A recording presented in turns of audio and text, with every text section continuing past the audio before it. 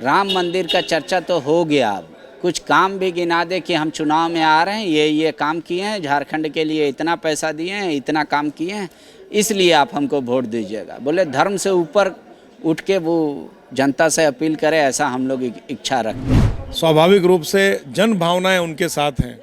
अब कांग्रेस और झारखंड मुक्ति मोर्चा के लोगों को यदि नज़र नहीं आ रहा है कि 24 में फिर से एक बार प्रधानमंत्री मोदी जी बनने वाले हैं, तो वो भगवान ही मालिक है।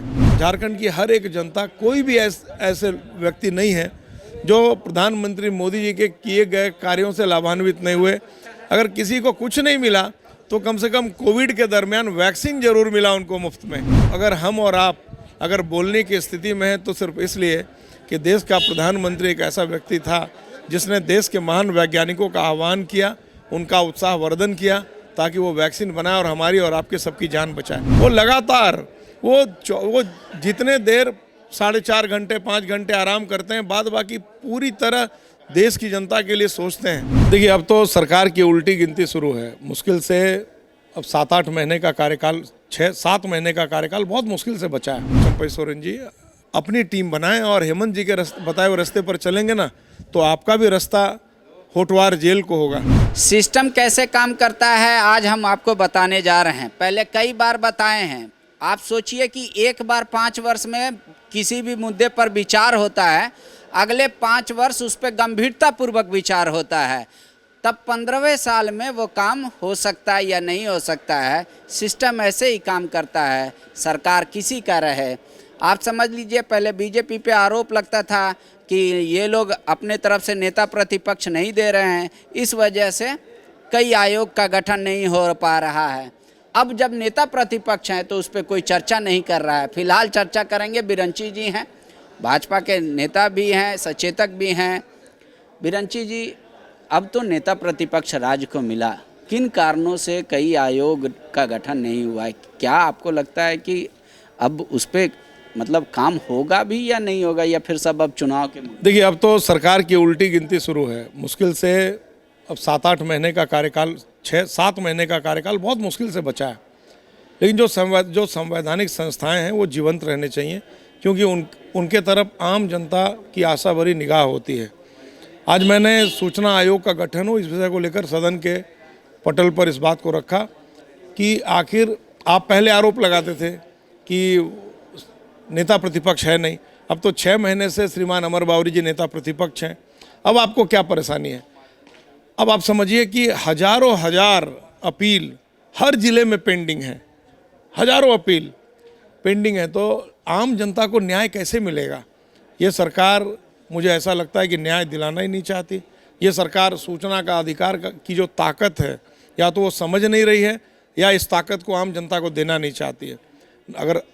अगर समझती या आम जनता को यह ताकत देना चाहती तो 6 महीने हो गए नेता प्रतिपक्ष बने। मैंने आज भी सदन में कहा और फिर आपके माध्यम से भी, मैं आपके लोकप्रिय चैनल फॉलोअप के माध्यम से भी मैं सरकार से आग्रह करता हूं कि अविलंब सूचना आयोग का गठन करें, ताकि लाखों लोग, हजारों हजार की संख्या में जो अपील पेंडिंग पड़े हैं उस पर शीघ्र सुनवाई हो। कांग्रेस एक सवाल उठा रही है, कह रही है कि कल प्रधानमंत्री जी आ रहे हैं, राम मंदिर का चर्चा तो हो गया। अब कुछ काम भी गिना दे कि हम चुनाव में आ रहे हैं, ये काम किए हैं, झारखंड के लिए इतना पैसा दिए हैं, इतना काम किए हैं, इसलिए आप हमको वोट दीजिएगा। बोले धर्म से ऊपर उठ के वो जनता से अपील करे, ऐसा हम लोग इच्छा रखते हैं। क्या ऐसा होगा? देखिए, जहाँ प्रधानमंत्री जी आ रहे हैं, स्वाभाविक रूप से जन भावनाएं उनके साथ हैं। अब कांग्रेस और झारखंड मुक्ति मोर्चा के लोगों को यदि नज़र नहीं आ रहा है कि 24 में फिर से एक बार प्रधानमंत्री मोदी जी बनने वाले हैं, तो वो भगवान ही मालिक है। प्रधानमंत्री जी यहाँ हर्ल का उद्घाटन करने आ रहे हैं, सिंदरी खाद कारखाने का। और यह भी सही है कि राम मंदिर के बनने के बाद पहली बार प्रधानमंत्री जी का यहाँ झारखंड दौरा हो रहा है, तो आम जनता भी बहुत ही उत्साहित है, बहुत ही उनको लेकर बहुत ज़्यादा प्रसन्न है। लोग उनको सुनना भी चाहते हैं और अपनी शुभकामनाएं भी देना चाहते हैं। हर एक जनता, झारखंड की हर एक जनता, कोई भी ऐसे व्यक्ति नहीं है जो प्रधानमंत्री मोदी जी के किए गए कार्यों से लाभान्वित नहीं हुए। अगर किसी को कुछ नहीं मिला तो कम से कम कोविड के दरमियान वैक्सीन जरूर मिला उनको मुफ्त में।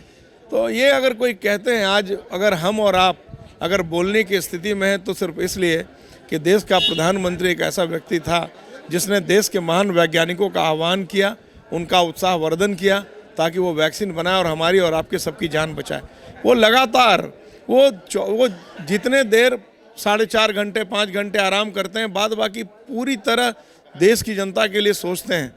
कांग्रेस कह रही है मोदी जी कितने देर सोते हैं ये महत्वपूर्ण नहीं है, मोदी जी के उम्र से ज़्यादा डॉलर का दाम चला गया ये ज़्यादा महत्वपूर्ण है। ये ज़्यादा महत्वपूर्ण है कि वैक्सीन हम लोग के भी सरकार में दिया करता था, किसी को मुफ्त दे के एहसान नहीं कर रहे हैं। वो पब्लिक के चुने हुए रिप्रेजेंटेटिव है, पब्लिक का पैसा है, उसमें एहसान नहीं गिनाना चाहिए। वो बताना चाहिए हमारा कर्तव्य है, हमने पालन किया। नहीं, वो आप बिल्कुल आपका सही कह रहा है कि वो कर्तव्य है प्रधानमंत्री जी का, लेकिन कितने लोग कर्तव्य का निर्वहन करते हैं? झारखंड में क्या झारखंड सरकार ने अपने कर्तव्य का निर्वहन किया पिछले 4.25 सालों से? प्रधानमंत्री मोदी जी ने हर क्षेत्र में अगर गरीबों को जिनको लग रहा था कि कोविड के दरमियान 1.5 साल वो परेशानी में है, उनकी उन्होंने चिंता की। नहीं, उनका चूल्हा कैसे जले कैसे उनको भोजन 2 टाइम का मिले।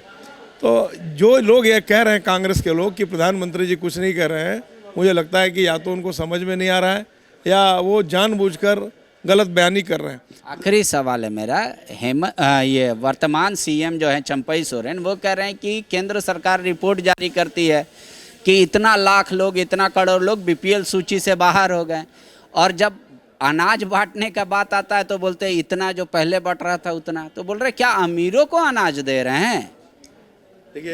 देखिए चंपई सोरेन जी को मैं अपनी शुभकामनाएं देता हूं कि अभी नए मुख्यमंत्री बने हैं, और मुझे लगता है कि चंपई जी ने एक बयान दिया था कि यह सरकार हेमंत 2 सरकार होगी और हेमंत जी के बताए हुए रास्ते पर चलेगी। मेरा आग्रह है चंपई सोरेन जी से कि आप हेमंत 2 न बने और हेमंत जी के बताए हुए रास्ते पर न चलें। आप स्वविवेक से काम लें, आप अपनी टीम बनाएं, अच्छे लोगों को अपने साथ जोड़ें, तो आंकड़े आपको सही मिलेंगे।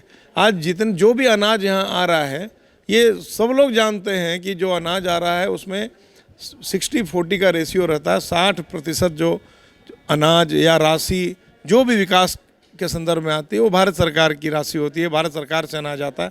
अब लोग आपको मिसगाइड कर रहे हैं, आप मिसगाइड हो जाएं तो अलग बात है। मैं आपसे आग्रह करता हूं चंपई सोरेन जी, फॉलोअप के माध्यम से, कि आप अपनी टीम बनाएं और हेमंत जी के बताए हुए रास्ते पर चलेंगे ना तो आपका भी रास्ता होटवार जेल को होगा। इसलिए अगर आप होटवार जेल जाने से बचना चाहते हैं तो साफ़ सुथरे लोगों की टीम बनाएं, अच्छे अधिकारियों की टीम बनाएं, अच्छे सलाहकारों की टीम बनाएं, ताकि झारखंड की जनता का भला हो और आपका भी इतना भला जरूर हो कि आप एक यशस्वी मुख्यमंत्री के रूप में अपने आप को स्थापित कर सकें।